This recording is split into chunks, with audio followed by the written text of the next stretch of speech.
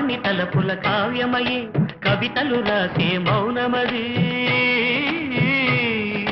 రాగల రోజుల ఊహలకి స్వాగతమిచ్చే రాగమది శృతిలయ నరగని ఊపిరికి